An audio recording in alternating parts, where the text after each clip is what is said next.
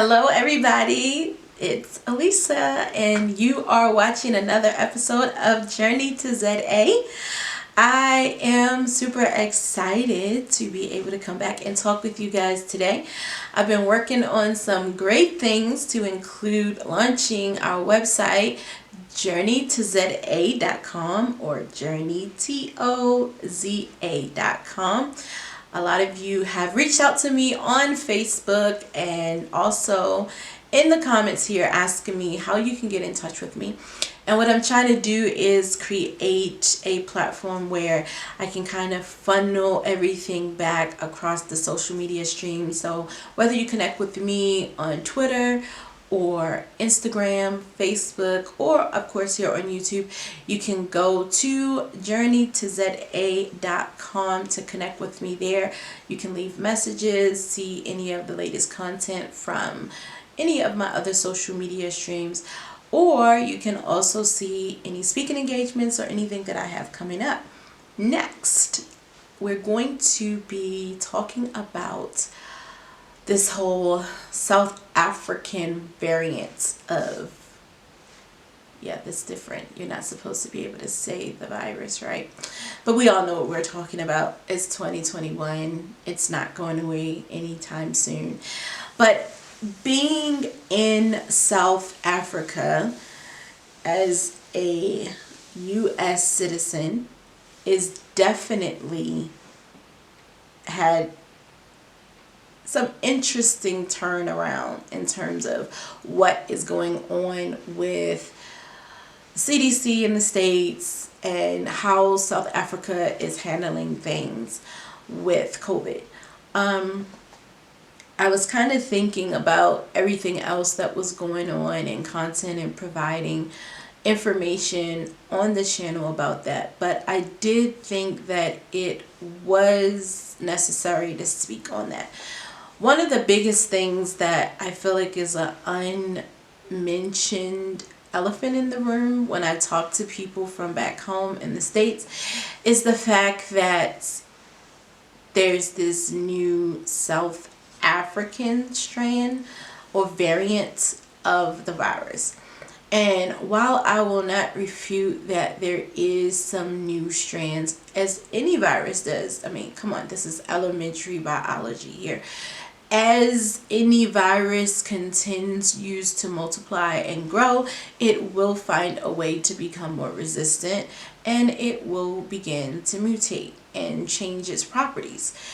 The only issue that I personally have with naming it a South African variant is because of the actual practices that I've experienced over the course of the last 7 to 8 months in dealing with the country, right? So one of the things that I shared in one of my previous videos was that when I went home to the US, both with my visit in January, my visit to South Africa in March, I came again in October, and then of course back in December, I saw nothing but cleaning. If you're going to the mall, they're checking your temperature and documenting it on the way into the parking lot. If you're entering the mall, you're sanitizing. Every store you go to is sanitizing. The restaurants are sanitizing. The schools are sanitizing. The airport, sanitizing. Everywhere that I went. And another big difference in South Africa is you don't have this notion of, or at least not on this mass scale, that's what do I need to wear this mask for? I mean, you do have the people that you'll see with the mask slightly here, but we all kind of understand at some point in the day you can't breathe or you feel like you're being deprived of oxygen, or you're dealing with the god-awful mask breath and you just need a break. So you may pull it down for a little bit to breathe, or put it back up, or you'll have it down when you're kind of off by yourself, but then when others come around you quickly put it back up. It's become the norm. We know what we're talking about, right? But unlike the States where you just literally will see people not wearing their masks or totally refusing to wear their mask. That hasn't been my experience here, at least not in Johannesburg.